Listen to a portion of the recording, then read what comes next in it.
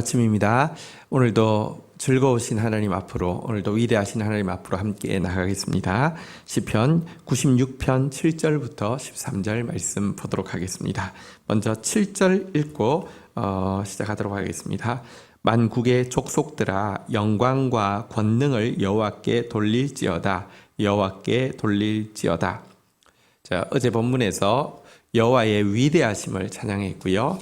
또 여호와의 아름다우심, 즐거우심을 찬양한 이 시인은 이제 만국 모든 족속들에게 여호와께 영광과 권능을 돌리라고 두 번이나 이렇게 권유하고 또 명령하는 것으로 오늘 본문을 시작하고 있습니다.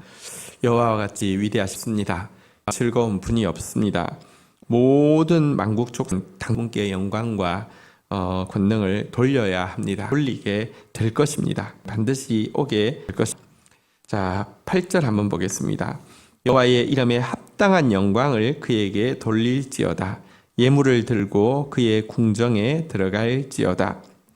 하나님께 영광 돌리라고 하고 나서는 어떻게 하는 것이 구체적으로 하나님께 영광 돌리는 것인지를 설명을 하고 있습니다. 먼저 여호와의 이름에 합당한 영광을 그에게 돌릴지어다 라고 명령하고 있는데요. 달리 이야기하면 여호와께 영광 돌리는 것은 합당한 일이다. 모든 피조물에게 합당한 일이다 라고 말하고 있는 것입니다. 왜냐고 하면 창조주께서 피조물인 우리를 만드신 목적은 그분을 찬송하게 하기 위함입니다. 그래서 찬양하는 일은 우리에게 합당한 일입니다. 시계의 역할을 하고 있을 때 제일 아름답습니다.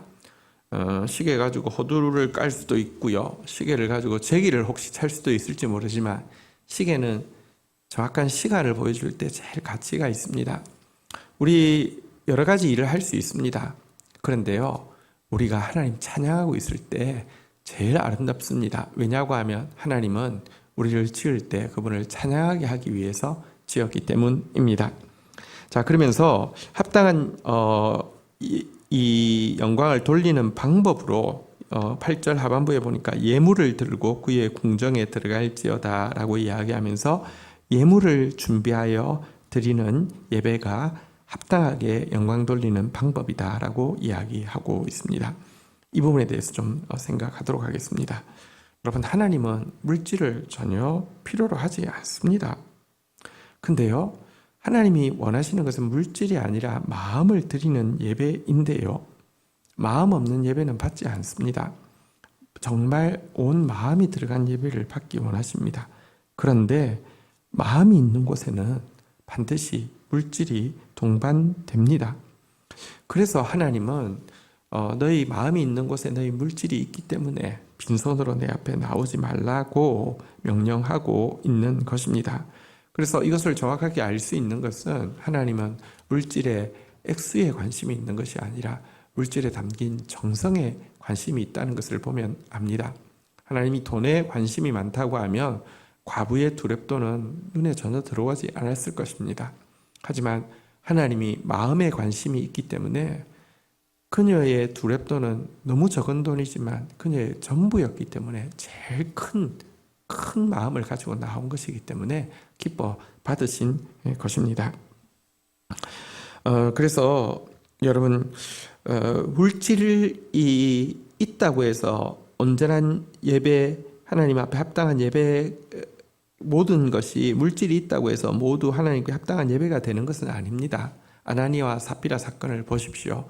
물질이 있다고 모두 합당한 예배가 아닙니다. 그러나 하나님 앞에 헌신된 물질이 없고 합당한 예배가 될 수 있는 확률은 전혀 없습니다.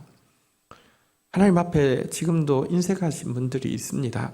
자기를 위해서는 너무 너그럽고 자기를 위해서는 아무리 투자해도 아깝지 않은데 하나님 앞에서 계속 인색한 마음이 든다는 것은요, 여러분, 분명히 하나님께 여러분의 마음이 작음을 이야기하는 것입니다. 또한 교회는 이렇게 드려진 물질, 하나님께 마음 드리는 표현으로 드려진 이 물질을 바르게 사용할 중요한 의무를 가지고 있습니다. 하나님께서 그냥 마음만 받으시기 위해서 이렇게 이렇게 드려진 물질이라고 하면 여러분 이거는 반입니다. 하나님은 그분을 향한 우리의 마음이 담긴 이 드려진 물질이 어떻게 이 땅에 흘러가서 사용되어지는가를 통하여서 또다시 하나님의 성품을, 하나님의 영광과 아름다우심을 또 다른 사람들에게 전달하는 일에 우리의 물질을 사용하기 원하십니다. 하나님은 천사들의 물질을 각출해서 사용하기를 원치 않고요. 피조물들의 물질을 각출해서 사용하기도 원치 않고요. 우리의 물질을 사용하기를 원하시는 이유는 우리를 그분과 같이 만물을 다스릴 자로 만드시기 위함입니다. 그래서 교회는 헌금에 대해서만 강조해서는 안 되고 헌금을 바르게 사용하는 것에 대해서 사실은 굉장히 민감하게 강조해야 합니다. 우리의 헌금이 사용되어지는 모습이 하나님의 모습이 되어야 합니다. 하나님의 성품을 드러내고 하나님의 의도를 드러내고 하나님의 너그러우심을 드러내고 하나님의 정직하심을 드러내는 것, 이것이 정말 구별되어진 예물을 구별되어지게 사용하는 것이겠지요. 첫 번째 예물을 들고 그 앞에 나아가는 예배. 우리 구절에 또 보니까 조금 다르게 이렇게 이야기하고 있습니다. 아름답고 거룩한 것으로 여호와께 예배할지어다. 온 땅이여 그 앞에서 떨지어다. 하나님 앞에서 합당한 예배. 여기 보니까 두 번째는 그 앞에서 떨지어다라고 이야기했는데요. 이 하나님 앞에서 떠는 예배, 이것이 하나님 앞에서 합당한 예배다라고 이야기하고 있습니다. 아름답고 거룩한 사랑으로 하나님 앞에 나와서 그분을 경외하는 떨림으로 예배하라는 것입니다. 여러분, 하나님 앞에 합당한 예배는 사랑만 가지고 나와서는 안 됩니다. 또 두려움만 가지고 나와서도 안 됩니다. 하나님 앞에서 우리가 엉석바지가 되어가지고요, 미운 새살, 내 뜻대로 안 되면 막 땡깡을 피우고 어떻게든지 내 뜻대로 만들어 버리겠다는 이런, 사실 그 안에도 부모에 대한 믿음이 있는 거죠. 부모는 날 사랑한다는 확신이 있는 거죠. 그런데 이런 모습만으로 합당한 예배가 아닙니다. 또 반대로 너무 두려워하고 너무 무서워하고 이런 모습으로 하는 것도 바른 예배가 아닙니다. 바른 예배는요, 하나님을 사랑하는 마음과 하나님을 두려워하는 마음이 온전히 조화될 때에만 바른 예배입니다. 보십시오.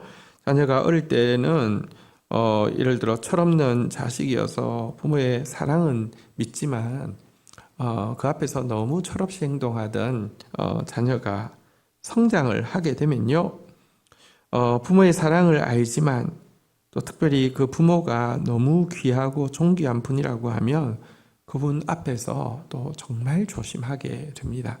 두려워서 조심하는 것이 아니라 너무 사랑하기 때문에 조심하는 것이죠. 이와 같은 모습이 하나님 앞에서 합당한 예배의 모습이다라고 이야기하고 있습니다. 더 많이 사랑함으로, 더 많이 떨림으로 하나님 앞에서 예배하는 저와 여러분들 되기를 축복합니다. 자, 이제 10절 한번 보도록 하겠습니다. 모든 나라 가운데서 이러기를 여호와께서 다스리시니 세계가 굳게 서고 흔들리지 아니하리라. 그가 만민을 공평하게 심판하시리라 할지로다. 하나님께서 이제 견고한 보전과 공의로운 심판으로 모든 나라와 모든 백성을 통치하실 것인데요, 이것에 대해서 다윗이 선포하고 있는 내용입니다. 여호와께서 통치하십니다. 다스리십니다. 주께서 보존하십니다. 그리고 주께서 심판하십니다. 공의로 심판하십니다. 여러분, 우리 11절 한번 볼까요? 11절, 하늘은 기뻐하고 땅은 즐거워하며 바다와 거기에 충만한 것이 외치고 12절 밭과 그 가운데 있는 모든 것이 즐거워할지로다. 그때 숲의 모든 나무들이 여호와 앞에서 즐거이 노래하리니. 자, 여러분, 여호와께서 지금도 온 세계를 다스리고 계시며 특별히 그가 굳게 이것들이 흔들리지 않도록 이렇게 보존하고 계신다는 사실, 이것이 모든 피조물들, 하늘과 땅, 바다와 거기 충만한 것, 이 밭과 산림에 있는 모든 것들이 즐거워하며 기뻐할 찬양할 찬양의 제목이다, 이렇게 이야기하고 있습니다. 여러분, 오늘도 눈앞에 예를 들면 무서운 좀 악한 상사가 다스리는 것처럼 보이고요.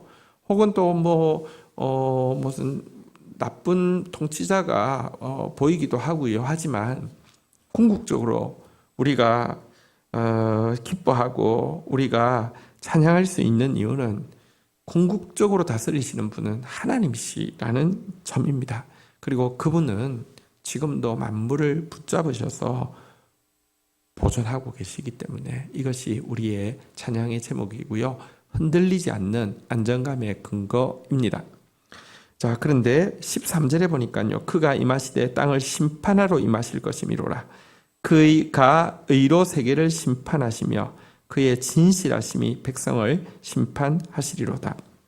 여러분, 하나님께서 지금도 보존하고 있다는 사실이 큰 찬송의 제목임에 틀림없지만 더 큰 찬송의 제목, 더 기뻐하고 즐거워할 이유는 무엇이냐고 하면 장차 있을 그분의 심판 때문입니다. 하나님은요, 땅을 심판하러 다시 오실 것입니다. 하나님은 공의로 세계를 심판하실 것입니다. 진실함으로 백성들을 심판하실 것입니다. 이 다시 오실 메시아의 재림과 그분의 심판이야말로 모든 자연 만물들이 가장 사모하면서 또 가장 사모하다 보면 소망이 있으면 기뻐할 수 있습니다. 기쁨 가운데 소망하면서 기다리고 있는 제목이다라고 이야기하고 있습니다. 만물은 지금 신음하고 있습니다.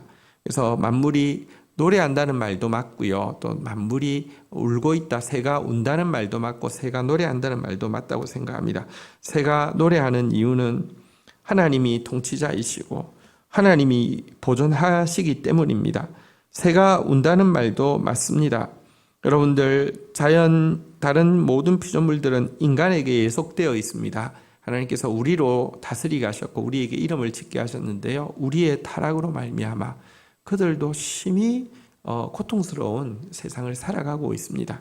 그래서 하나님의 아들들이 나타나기를 탄식하면서 기다리고 있다고 성경은 이야기하고 있죠. 그들은 간절히 자연 만물이 온전히 회복되는 그날을 기다리고 있습니다. 이 심판으로 오실 메시아에 대한 사모함, 사실은 우리가 자연 만물보다 더 그날을 사모해야 합니다. 그날이 다가오고 있습니다. 그래서 이것이 우리의 소망이고 이것이 우리의 찬송의 제목이고 또한 이것이 우리의 탄원하는 중보의 제목이 되어야 합니다. 아멘. 주 예수여 어서 오시옵소서. 우리 오늘 본문 말씀 가지고 주님 앞에 나아가 기도하도록 하겠습니다. 하나님, 감사합니다. 주님의 아름다우심, 주님의 즐거우심과 주님의 위대하심, 주님의 권능은 찬양받기에 합당합니다. 모든 만국 족속들이 당연히 찬양해야 합니다. 하나님, 우리로 당신의 노래를 부르게 하기 위하여서 지으셨사오니 오늘도 주를 찬양하는 자 되어지게 하여 주옵소서. 오늘도 우리의 온 마음을 다드린 찬양으로 예배로 주님 앞에 나아가게 하여 주옵소서. 주님 앞에서 두려워하면서 주님을 사랑하면서 참된 경외심으로 주님 예배하는 자 되어질 수 있도록 인도하여 주옵소서. 오늘도 주님이 다스리심을 기뻐하며 오늘도 주님이 보존하심을 기뻐하게 하옵소서. 오늘도 주께서 심판하러 다시 오실 것임을, 오늘도 주께서 의와 진실로 갚아주실 것을 사모하며 또 기다리며 기뻐하며 또 탄원하며 주님 앞에 매달리는 하루로 살아드릴 수 있도록 은혜를 더하여 주옵소서. 감사합니다. 예수 그리스도의 이름으로 기도 올립니다. 아멘.